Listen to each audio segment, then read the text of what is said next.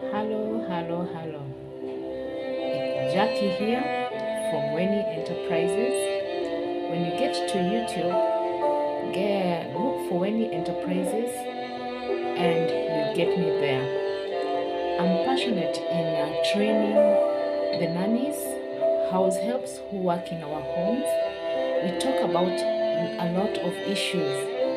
And today I want to talk to you about job interview. How do I prepare for a job interview? Now, as I'm looking for a job interview, obviously somebody will want to know who I am. Nobody can employ just anyone in their houses. That's why sometimes you ask me, Jackie, na huyo mama yuko na maswali mengi. Yes, they want to get to know you better. And it's good for them to know you. Yes, and then what I advise girls when they go for interview, don't be rigid and you're ready with questions before you are asked. It's the interviewer who asks you questions first. Mama anauliza kwanza, then later you come up with your questions where you have not understood. Now, when you go for an interview, things that you're supposed to produce before you talk is your national ID. You have to have your national ID in your hand. So as somebody asks you some questions, for example, if it's a physical face-to-face, the first thing that you have to produce is your national ID. So that when somebody is talking to you, they're looking at the national ID and they're looking at you to confirm that is your national ID. Okay, that's requirement number one. Number two, when you're going to a physical interview, remember your outlook matters from your head. How is your hair done? Yes, this is the crown. How is it done? Ni zile hairpiece za miaka mbili ama ni ya miezi sita, and we agreed we should be making our hair twice a month if it is plaited or weaved. Yes, how is your face done? Yes, and how have you dressed? I encourage girls when they're going for an interview, put on a nice long dress that is not tight so that somebody can judge you on your outlook and say, now, huyu vile amevaa hapa siwezi make. So, your dressing matters. Before even somebody talks to you, they look at your hair, the head, they look at your dressing, they look at your nails.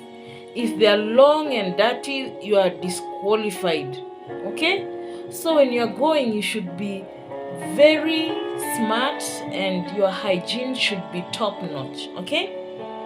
Cut your nails, make them look clean. Make sure you have you're not smelling sweat. You've taken a nice bath. Your hair is cut where we had discussed, yeah, so that when you're there, even if you walked a long way, somebody won't start feeling your smell and they're like, now huyu sasa huyu nitamsaidia aje?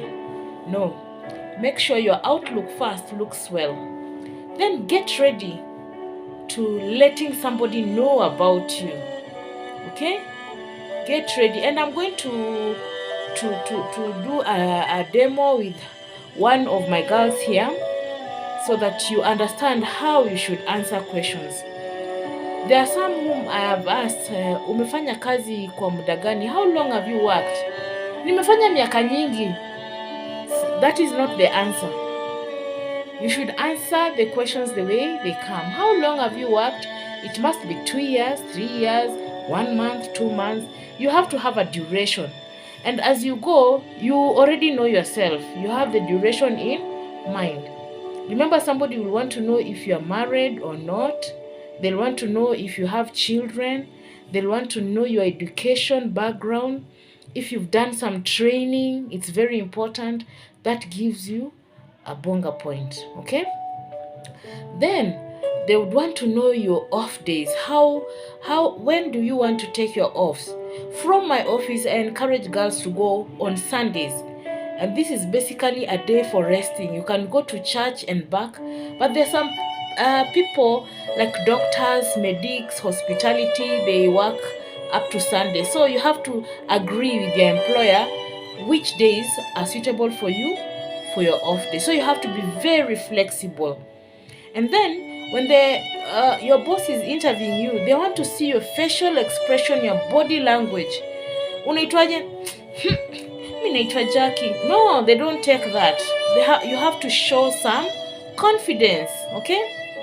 So confidence runs the day, and confidence comes when you are clean, from your head to your clothing, to how you smell, to how you respond to questions. And you have to know, for somebody with experience has to know how a routine works, because some will ask you, can you give me the routine of your day? You'll have to say what time you wake up, what you do when you wake up, how you run your morning hours, how you prepare the child, how you take care of the young baby. As the day goes by, you have to be accountable throughout the day. So you have to have a routine of the day. You don't go in an interview when you are blank. And then sometimes, like now, if I'm your agent and I've told you that the lady is paying 8,000, don't go in mind with 15,000 in your head. Already I have given you some indicators. This is the budget of the client. If the client says 7 and you're not comfortable with 7,000, don't even go for the interview, okay? Go where you are comfortable. Just tell me from outright, Jackie, hiyo ni kidogo, ama unaweza nitafutia ya pesa ile kwa sababu ya 1 2 3, okay? I'll understand.